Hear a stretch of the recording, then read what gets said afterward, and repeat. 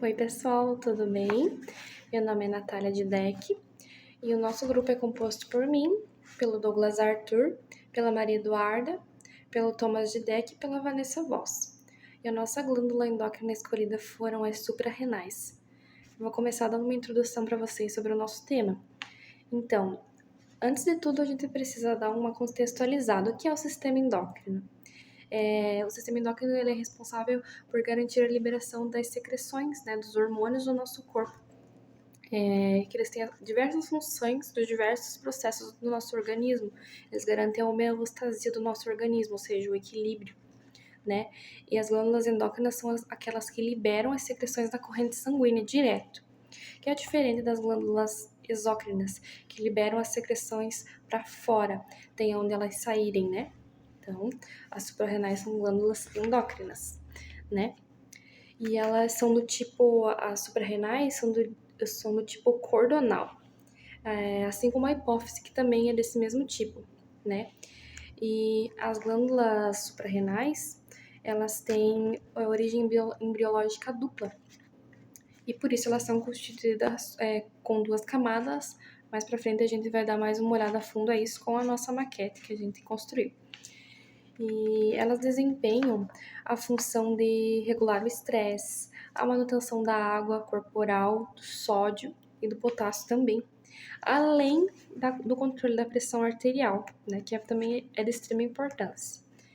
E elas também secretam a aldosterona, que é responsável pela regulação dos eletrólitos, né?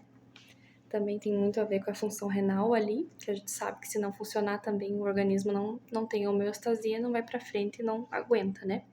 Cortisol, que é o hormônio responsável por regular o estresse, a adrenalina, que regula a glicose, o ritmo cardíaco, e a noradrenalina, né? Também tá na mesma rama da adrenalina, responsável também pela pressão arterial, regulação da pressão arterial. E também as suprarrenais secretam alguns hormônios sexuais.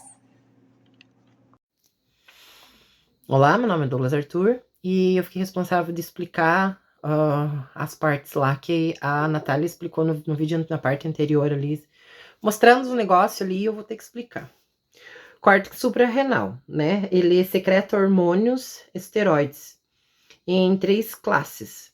Dentro dessas 3 classes, né, que fica ali, temos o mineralocorticoide. Que palavra difícil. Esse troço aí. Glicocorticoides e hormônios sexuais. É o que está escrito no livro. Tudo isso é sintetizado por meio do colesterol. A hipófise comanda toda a atividade do córtex. Agora eu vou falar sobre as 3 zonas. Zona glomerosa. Ela fica abaixo da cápsula que reveste a glândula, né? E tudo isso é dividido em agregações ovoides irregulares, ou seja, toda essa construção da zona glomerosa, como o nome mesmo já diz, né? Uma aglomeração, ela possui agregações ovoides irregulares. Zona fasciculada. É a zona intermediária e a mais desenvolvida das 3. As células são arranjadas em forma de coluna vertical e ela secreta hormônios glicocorticoides, por exemplo, o cortisol. E a zona reticular é o interno do córtex suprarrenal, tem característica delgada e fasciculada, e ela possui uma rede irregular de cordão ramificado. Oi, pessoal, tudo bem? Meu nome é Natália. Eu vou explicar um pouco sobre a nossa maquete.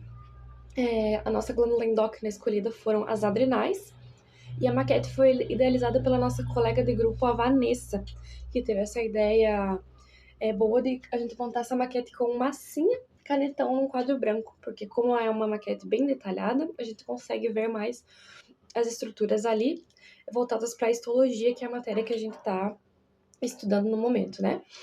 Então, as glândulas adrenais ou suprarrenais, como também são conhecidas, são glândulas que ficam na parte superior dos nossos rins, são duas, né? Por isso que também são conhecidas como suprarrenais. E elas são achatadas, assim, em forma de meia lua, E dá para se observar de fora para dentro as seguintes estruturas. A cápsula, a camada cortical ou córtex adrenal e a camada medular. A cápsula é constituída por um tecido conjuntivo denso que envia os septos delgados ao interior da glândula.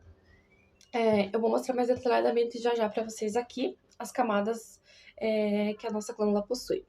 Então, a região cortical. Vou aproximar aqui um pouquinho para vocês verem. A região cortical, a camada cortical é daqui para lá, né? Mas na região exterior da cápsula. Ela localiza embaixo da cápsula, né? Mais posterior, como eu mostrei ali. E é constituída por 3 camadas, né? Que também já estão situadas aqui na nossa maquete. Sendo a zona glomerosa, que é essa aqui mais da pontinha, em vermelho. A zona fasciculada, que é em azul. E a zona reticulada, que é em verde. Detalhando mais um pouquinho para vocês de cada zona. A zona glomerosa, que está abaixo ali da cápsula, é composta por células piramidais ou colunares, que são organizadas em cordões ali, que tem forma de arcos, que envolvem os capilares sanguíneos. A zona fasciculada é formada por células cuboides, então as células elas já são diferentes de uma camada para outra, de uma zona para outra, né? Ela se dispõe entre cordões paralelos entre si e perpendiculares à cápsula. E essas células têm muito lipídios, que são as gorduras que a gente já conhece, né? E dissolvem-se dando um aspecto vacuolizado. E temos também a zona reticulada, que é da região mais interna da região cortical, né? E as células dessa região, elas se dispõem assim em cordões irregulares, que formam um aspecto de rede mesmo.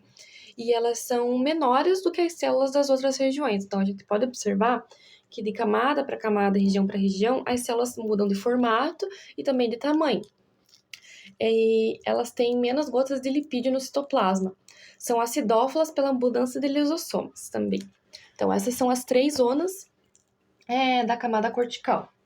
Aí temos a região medular, que é daqui para cá, né? A camada cortical que a gente estava falando era daqui para lá, que são as regiões em vermelho. Recapitulando, a zona glomerosa é em vermelho, a zona fasciculada é em azul e a zona reticulada é em verde.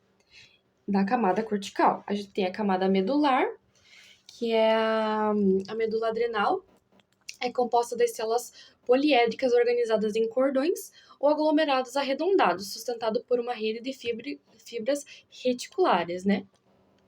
E além das células do parênquima, também tem células ganglionares e parasimpáticas, né? Umas palavras bem difíceis. E todas essas células são envolvidas por abundantes redes de vasos sanguíneos. Vou esmiuçar mais a maquete para vocês darem mais uma olhada de como ficou.